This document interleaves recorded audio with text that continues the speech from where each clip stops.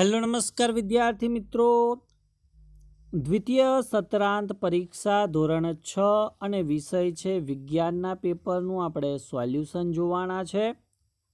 તો આ વિડીયોને ધોરણ 6ના વિદ્યાર્થી સુધી અવશ્ય શેર કરજો। તો વાત કરીએ વિભાગ એ કે ભાઈ યોગ્ય વિકલ્પ પસંદ કરી ઉત્તર લખવાના છે। પહેલો પ્રશ્ન છે કે મેગ્નેટાઇટની સૌપ્રથમ શોધ કયા વિસ્તારમાં થઈ હતી? તો જવાબ આવશે મેગ્નેશિયા। બીજું છે કે કઈ સંસ્કૃતિના લોકોએ ચોક્કસ લંબાઈના સારા એકમનો ઉપયોગ કર્યો હશે એવું લાગે છે? તો એ આવશે હડપ્પા। ત્રીજો પ્રશ્ન છે કે હવા શેને ગતિ કરાવવામાં મદદ કરે છે? તો ભાઈ આપેલ તમામ, જેમ કે પેરાશૂટ છે, ગ્લાઇડર છે અને સડવાળી હોડી, આ ત્રણેય જવાબ આપણા સાચા છે। ચોથો પ્રશ્ન છે કે ગતિ કરતી હવાને શું કહે છે? તો જવાબ રહેશે પવન કહે છે। પાંચમો પ્રશ્ન કે જે પદાર્થોની આરપાર સ્પષ્ટ જોઈ શકાય તેવા પદાર્થોને કેવા પદાર્થ કહેવાય? તો એ આવશે પારદર્શક। છઠ્ઠું છે કે વિદ્યુત કોષનો ઉપયોગ વિદ્યુત સ્ત્રોતના રૂપે શેમાં કરવામાં આવે છે? તો ભાઈ આપેલ તમામ વિકલ્પ સાચા છે, જેમ કે કેમેરામાં, રેડિયોમાં કે અલાર્મ ઘડિયાળમાં। સાતમું છે કે નીચેનામાંથી કયો વિદ્યુત અવાહક પદાર્થ નથી? તો એ આવશે તાંબુ। આઠમું છે કે કોઈ એક વસ્તુ એક નિશ્ચિત સમય અંતરાલ પછી પોતાની ગતિનું પુનરાવર્તન કરે તો આ ગતિ કયા પ્રકારની ગતિ છે? તો એ આવશે આવર્ત ગતિ। ત્યારબાદ આપેલા વિધાન ખરા છે કે ખોટા એ જણાવવાનું છે। નવમો પ્રશ્ન કે તમારી વેતની લંબાઈ તમારા મિત્રની વેતની લંબાઈ જેટલી જ હોય છે? તો વિધાન ખોટું છે। 10મો પ્રશ્ન કે અગ્નિ શોધ બાદ વાહન વ્યવહારની પ્રણાલીમાં અત્યંત મહત્વપૂર્ણ પરિવર્તન આવ્યું? તો આ વિધાન ખોટું છે। 11મું વિધાન કે ઘણીવાર પડછાયા આપણને તેમના આકાર વડે ગેરમાર્ગે દોરી શકે છે? તો વિધાન સાચું છે। તાંબુ વિદ્યુતનું અવાહક છે? વિધાન ખોટું છે। ચુંબકને 3 ધ્રુવો હોય છે? તો એ વિધાન પણ ખોટું છે। હોકાયંત્રનો ઉપયોગ દિશાઓ જાણવા માટે થાય છે? તો વિધાન સાચું છે। ત્યારબાદ યોગ્ય વિકલ્પ પસંદ કરી ખાલી જગ્યા પૂરવાની છે કે જે પદાર્થો ચુંબક તરફ આકર્ષાય છે તેને ખાલી જગ્યા કહે છે? તો જવાબ આવશે ચુંબકીય પદાર્થો। 16મો પ્રશ્ન કે ખાલી જગ્યામાં સંગ્રહિત રાસાયણિક પદાર્થોમાંથી વીજળી ઉત્પન્ન કરવામાં આવે છે? તો જવાબ રહેશે વિદ્યુત કોષ। 17મો પ્રશ્ન છે કે ચુંબકની શોધ ખાલી જગ્યામાં થઈ? તો એ આવશે ગ્રીસ। 18મો પ્રશ્ન કે અરીસામાં ખાલી જગ્યાની પ્રક્રિયાથી સ્પષ્ટ પ્રતિબિંબ રચાય છે? તો એ આવશે પરાવર્તન। 19મો પ્રશ્ન કે પવનચક્કી ખાલી જગ્યાને લીધે ફરે છે? તો જવાબ રહેશે પવન। 20મું છે કે ચુંબકીય પદાર્થોના ઉદાહરણ ખાલી જગ્યા છે? તો જવાબ રહેશે લોખંડ। ત્યારબાદ જોડકા યોગ્ય રીતે આપણે જોડવાના છે। એમાં પહેલું છે કે હવા, તો જવાબ આવશે એ મિશ્રણ છે। બીજું છે પવન, તો ભાઈ હવાની ગતિને। ત્રીજું છે પવનચક્કી, તો વિદ્યુત ઉત્પન્ન કરવામાં મદદ કરે છે। વાતાવરણ, તો કે પૃથ્વી જે આવરણથી ઘેરાયેલી છે તેને। ત્યારબાદ વિભાગ બી છે, જેની અંદર આપણે પ્રશ્ન નંબર 25 થી 42ના ઉત્તર 1-2 વાક્યની અંદર લખવાના છે। તો આ દરેકે દરેક પ્રશ્નોનું આપણે સોલ્યુશન જોઈએ। 25મો પ્રશ્ન છે કે ભાઈ બલ્બ સાથે વાયરને જોડવા શેનો ઉપયોગ કરવામાં આવે છે? તો બલ્બ સાથે વાયરને જોડવા માટે સામાન્ય રીતે ઇલેક્ટ્રિક હોલ્ડર અથવા કનેક્ટિંગ વાયર અને ટેપનો ઉપયોગ થાય છે। 26મો છે પવનચક્કીનો ઉપયોગ લખો। તો પવનચક્કીનો ઉપયોગ મુખ્યત્વે વીજળી ઉત્પન્ન કરવા, કૂવામાંથી પાણી ખેંચવા અને અનાજ દળવાની ઘંટી ચલાવવા માટે થાય છે। 27મો પ્રશ્ન છે કે આજકાલ ચુંબકનો ઉપયોગ તરીકે શેમાં થાય છે? લોક તરીકે શેમાં થાય છે? તો આજકાલ ચુંબકનો ઉપયોગ કબાટના દરવાજા, ફ્રીજના દરવાજા અને પર્સ કે બેગના લોક તરીકે થાય છે। હવાનું બંધારણ જણાવો।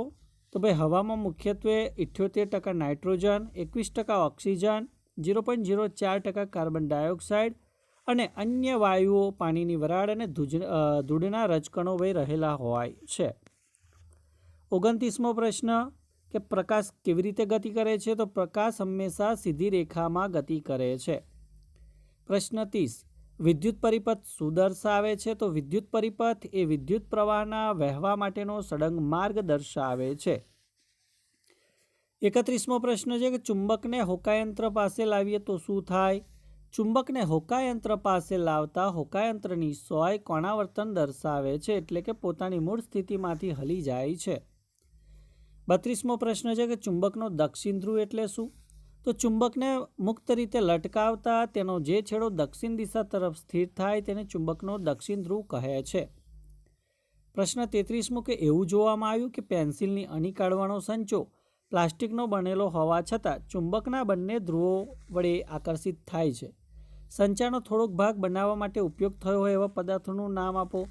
તો સંચાની અંદર રહેલી બ્લેડ જે લોખંડ કે સ્ટીલની બનેલી હોય તે ચુંબકીય પદાર્થ હોવાથી આકર્ષાય છે. પ્રશ્ન 34 પ્રાચીન સમયમાં જળમાર્ગોમાં અવરજવર માટે કયું સાધન વપરાતું? તો પ્રાચીન સમયમાં જળમાર્ગમાં અવરજવર માટે હોડી અથવા લાકડાના તરાપાનો ઉપયોગ થતો હતો. 35મો પ્રશ્ન કે પર્વતારોહકો જ્યારે પર્વત પર ચડતા હોય ત્યારે ઓક્સિજનના સિલિન્ડર શા માટે સાથે રાખે છે? તો જેમ ઊંચાઈ પર જઈએ તેમ હવા પાતળી થતી જાય અને ઓક્સિજનનું પ્રમાણ ઘટે તેથી શ્વાસ લેવામાં તકલીફ ન પડે માટે પર્વતારોહકો ઓક્સિજન સિલિન્ડર સાથે રાખે છે. પવન એટલે શું? તો ગતિશીલ હવાને પવન કહેવામાં આવે છે. 37મો પ્રશ્ન છે 1 કિલોમીટર બરાબર કેટલા મીટર? તો 1 કિલોમીટર બરાબર 1000 મીટર થશે. મેગ્નેટાઇટ શું છે? તો મેગ્નેટાઇટ એક કુદરતી ચુંબક છે જે લોખંડની અયસ્ક ધરાવતો પથ્થર ગણાય છે. રેતીમાંથી લાકડાના વહેરને અલગ કઈ ક્રિયા વડે કરી શકાય છે? તો આ ક્રિયાને ઉપણવું કહેવામાં આવે છે. તો આપેલ લંબાઈના એકમોને તેમની વધતી લંબાઈના આધારે ગોઠવવાના, જેમ કે 1 મિલીમીટર, 1 સેન્ટીમીટર, 1 મીટર અને 1 કિલોમીટર. કાર્બન ડાયોક્સાઇડ આપણી હવાનો કેવો ઘટક છે? તો કાર્બન ડાયોક્સાઇડ એ હવાનો ખૂબ જ અલ્પ ઘટક એટલે કે 0.04% છે, પરંતુ તે વનસ્પતિના ખોરાક બનાવવા માટે અનિવાર્ય છે. કોઈ પણ વસ્તુનો પડછાયો દિવસના કયા સમયે સૌથી ટૂંકો હોય છે? તો દિવસના બપોરના સમયે જ્યારે સૂર્ય માથા પર હોય ત્યારે પડછાયો સૌથી ટૂંકો હોય છે. ત્યારબાદ વિદ્યાર્થી મિત્રો વિભાગ સી અંતર્ગત જેટલા પણ પ્રશ્નો છે એના આપણે ઉત્તરો જોઈશું. તો વિદ્યાર્થી મિત્રો અહીંયા તમે પ્રશ્ન અને સાથે સાથે એના જવાબો પણ જોઈ શકો છો. જો દરેક પ્રશ્ન અને એના જવાબનું સોલ્યુશન જો આ વિડીયોની અંદર આપવા જઈશું તો વિડીયો ઘણો લાંબો થઈ જશે. બીજું ખાસ તમને આ વિડીયો કેવો લાગ્યો છે એ જરૂરથી જણાવજો. સાથે સાથે વિડીયોને લાઈક કરી દેજો.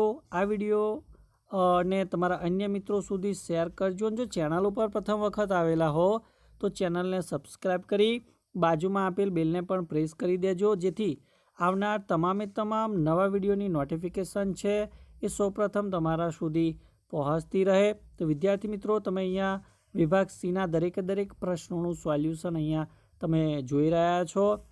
ત્યારબાદ વાત કરીશું વિભાગ ડી અંતર્ગત જેટલા પણ પ્રશ્નો છે એ દરેક પ્રશ્નોનું સોલ્યુશન તમે અહીંયા જોઈ શકો છો. વિદ્યાર્થી મિત્રો ધોરણ 6ની અંદર જે વિદ્યાર્થીઓ વિજ્ઞાન પેપરનું પરીક્ષા આપવા માટે જઈ રહ્યા છે એમના સુધી આ વિડીયોને અવશ્ય પહોંચાડજો. બીજું કે કમેન્ટની અંદર અવશ્ય જણાવજો કે ભાઈ તમને આ વિડીયો કેવો લાગી રહ્યો છે, કેવો લાગ્યો છે, અને બને એટલો શેર કરજો.